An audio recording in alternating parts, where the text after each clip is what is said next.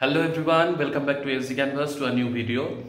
তো আগের যে ভিডিওটা আমি করেছিলাম সেই ভিডিওতে অনেকে কমেন্ট করেছে, যেই কমেন্টগুলোর রিপ্লাই দিতে এই ভিডিওটা, যে ফিমেল ক্যান্ডিডেটদের স্টেটে কোয়ালিফাইং মার্কস কত। তো সেটা তো আমি আগেও তোমাদেরকে বলে দিয়েছিলাম, তো আরেকবার তোমাদেরকে বলে দিচ্ছি। ফিমেল ক্যান্ডিডেটদের স্টেটে কোয়ালিফাইং মার্কস 60, আর মেল ক্যান্ডিডেটদের স্টেটে কোয়ালিফাইং মার্কস 75। ঠিক আছে, আচ্ছা। নেক্সট, আমার সাবজেক্ট কি সেটা অনেক ভিডিওতে বলেছি, অনেকে আবার নতুন হয়তো অ্যাড হয়েছে। আমার সাবজেক্ট ফিজিক্স। হ্যাঁ, ফিজিক্স নিয়ে কি কি বই পড়া ঠিক, বা কি কি বই পড়া ঠিকের থেকে বড় কথা হচ্ছে তোমরা যত বেশি নিউমেরিক্যাল সলভ করবে, সিলেবাসটা দেখবে, সিলেবাসে যা যা আছে সেই টপিকগুলো রিলেটেড নিউমেরিক্যালস খুব বেশি সলভ করো। ঠিক আছে, তাহলে অনেকটা কাজে দেবে। লেন্দি কোয়েশ্চেন থাকে, নিউমেরিক্যালস বেশি থাকে, কনসেপ্ট ওয়াইজ কোয়েশ্চেন থাকে, তো সেগুলো। আর আদার্স সাবজেক্টের জন্য একই রকম। ঠিক আছে, মানে তোমাদের সাবজেক্টের নলেজ খুব বেশি চেক করা হয় বিপিএসসি এক্সামে। আর স্টেটে মডারেট লেভেলের কোয়েশ্চেন থাকে, 100 মার্কসের যে সাবজেক্টের কোয়েশ্চেন থাকে সেটা। আচ্ছা, এবার অনেকে এটা জিজ্ঞাসা করেছে, ডোমিসাইলের কথা যে আমি বলেছিলাম, সেটার অনেকে কমেন্টে এক এক রকম কমেন্ট করেছে যে হ্যাঁ, ডোমিসাইল যদি হয়ে যায় তাহলে অ্যাকাউন্টে টাকা ফেরত দিয়ে দেবে। আপাতত এরকম কোনো ব্যাপার নেই। এগুলো ভেবে মাথা খারাপ করে মানে বিভ্রান্ত হওয়ারও কোনো দরকার নেই। প্রিপারেশন নিতে থাকো, ঠিক আছে? কারণ এখনো পর্যন্ত সেই নিয়ে কোনো কনক্লুশন হয়নি যে পুরোপুরি ডোমিসাইল লাগু হবে কি না। সবাই দিতে পারবে আপাতত এক্সাম।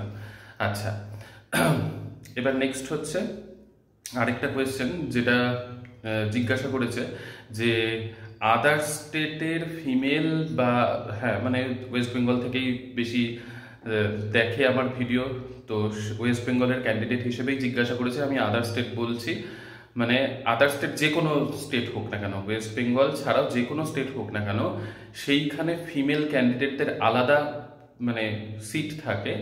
সেই ফিমেল ক্যান্ডিডেটদের মানে মেলদের আলাদা সিট, ফিমেলদের আলাদা সিট। তো সেই ফিমেলদের আলাদা সিটের মধ্যে তোমরা জেনারেল হিসেবে কাউন্ট হবে। মানে তোমাদের যে মেরিট লিস্ট আসবে সেটা ফিমেলদের মধ্যে জেনারেল ক্যাটাগরিতে আসবে। আদার স্টেটের মেল ফিমেল যেই হোক না কেন, তার ইবিসি, ওবিসি, এসসি এসটি এগুলো কোনো কিছুই ভ্যালিড নয়। ঠিক আছে, আর আদার স্টেট হিসেবে তোমরা 45% যদি কারো থেকে থাকে সেটাও ভ্যালিড নয়। আদার স্টেট মানেই সেটা জেনারেল ক্যাটাগরিতে পড়বে। জেনারেল ক্যাটাগরিতে যা যা ক্রাইটেরিয়া রয়েছে সেগুলো হিসেবেই তোমাদের কাউন্ট হবে, মেরিট লিস্ট তৈরি হবে, সব কিছু। ঠিক আছে, তো আশা করি ব্যাপারটা ক্লিয়ার হলো। আর আরেকটা ব্যাপার, বিপিএসসি টিআরই 3.0 ইলেকশনের পর হবে। আগের ভিডিওতেও বলেছি, এই ভিডিওতেও বললাম। আর স্টেট কবে নাগাদ হবে সেই কোয়েশ্চেনের আনসার তো অনেকবার দিয়েছি, আবারও দিচ্ছি। নতুন নতুন হ্যাঁ অনেকে অ্যাড হয় প্রতিদিনই, তো স্টেটও ইলেকশনের পরেই হবে। আর স্টেট যেটা হবে তারা বিপিএসসি টিআরই 4.0তেই চান্স পাবে। ঠিক আছে, তো এই হচ্ছে ওভারঅল কিছু ডাউট এসেছিল। হ্যাঁ, আমার সাথে কন্ট্যাক্ট করতে চাইছো যারা, হ্যাঁ কন্ট্যাক্ট নাম্বার যেটা আমি দিয়েছি সেই নাম্বারে হোয়াটসঅ্যাপে আগে মেসেজ করো, তারপরে কোনো কথা থাকলে সেইখানে আমি তোমাদেরকে ডিটেলসে জানাবো। তারপরেও যদি ফার্দার কোনো অসুবিধা থেকে থাকে সেইখানেই তোমাদেরকে জানিয়ে দেবো। ঠিক আছে,